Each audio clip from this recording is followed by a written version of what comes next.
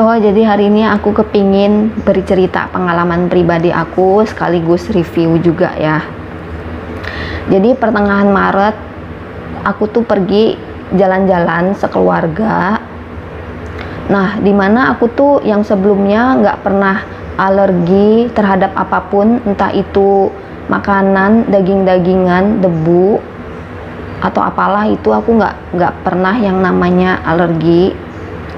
Tapi di suatu pagi hari aku bangun tidur, tiba-tiba aku tuh kayak nemuin kayak digigit serangga, entah itu nyamuk atau apalah di bagian mata kiri aku. Ya udahlah, aku pikir ini nggak serius, paling cuma digigit binatang. Aku biarin lah selama 1 minggu. 1 minggu kemudian, yang tadinya di sini tuh gigitan kecil doang tuh jadi membesar, merah, gatel banget, terus kulitnya juga mengelupas. Akhirnya dari situlah aku tuh pergi ke dokter. Pertama sih cuma ke dokter umum dan dianjurkan minum obat sama ada salep gitu. 1 minggu kemudian itu pun tak kunjung sembuh penyakitnya. Sampai akhirnya aku pergi ke 3 dokter, itu aku ketemu ya. Keempat sama kelima, ini aku pakai halo dokter, dimana aku tuh udah hopeless banget. Terus udah males banget deh ketemu dokter.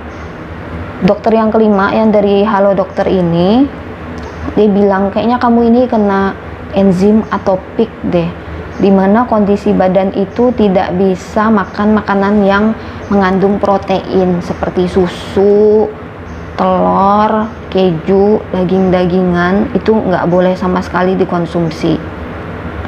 Oke, aku udah nggak konsumsi itu juga. Udah lumayan sembuh juga sih penyakitnya, cuma nggak 100%. Terus aku iseng lagi, aku pergilah ke dokter yang ke-6 nih ceritanya. Di situ dokternya bilang, kamu nih bukan kena eksim atopik loh, apa gitu namanya, aku lupa. Terus aku tanya, dok, apakah aku ini ada pantangan makanannya harusnya nggak aku makan? Dokternya bilang, nggak ada katanya, kamu bisa makan apapun. Wah, dari situ aku tuh seneng banget guys. Pulang dari dokter itu, aku makan lagi yang namanya ayam, karena aku tuh kangen banget makan makanan daging, susu, keju tuh aku kangen banget. Akhirnya aku makan lagi dong. Keesokan harinya itu tuh mata aku bengkak, tahu nggak sih? Terus muncul ruam baru di sini, sama di bagian alis juga. Terus di bagian sini juga itu dia tuh pada muncul. Dah, aku bilang aduh, aku matilah ini kalau kayak gini terus. Udahlah ya, udah sembuh. Aku nggak makan daging lagi, aku balik lagi ke yang disaranin dokter sebelumnya. Akhirnya inilah hasilnya. Alis aku mengalami kebotakan dan sekarang tuh aku bingung harus kayak gimana lagi numbuhinnya, karena aku dandan pun aku tuh males dan nggak pernah bisa pakai alis ya, nggak tahu lah apa itu pensil alis sih. Aku tuh benci banget namanya dandan tuh. Jadinya aku sekarang kebingungan. Terus adik aku tuh bilang, coba deh lu pakai lidah buaya, kali aja tuh lidah buaya bisa numbuhin ini yang botak-botak ini. Jadi aku pun kepingin nge-review satu krim yang aku beli di Shopee nih. Harganya pun nggak semahal krim yang disarankan oleh dokter.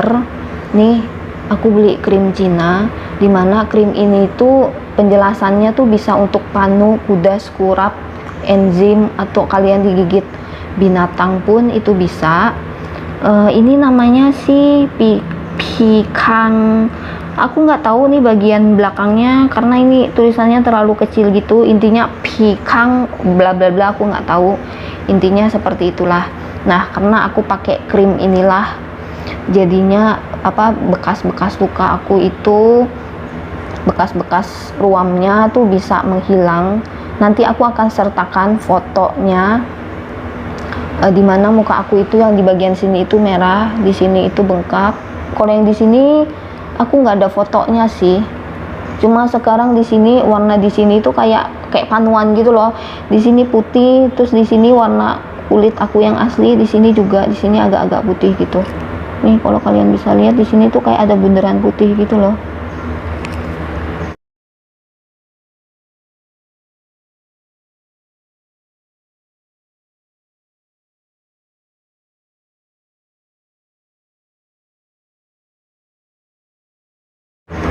Nah, sebelumnya aku juga, kalau bagi kalian yang pernah kena eksim atopik ataupun itu, tolong dong kalian komen di bawah, kalian pada saat enzim atopik itu makan makanan apa aja sih makanan yang kalian hindarin, terus gimana cara penyembuhannya.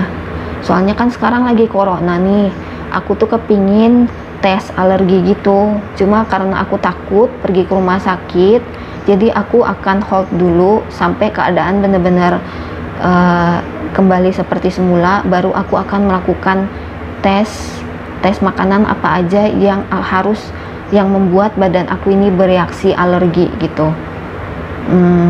Ya udah, sampai di sini dulu review dari aku, dan bye bye.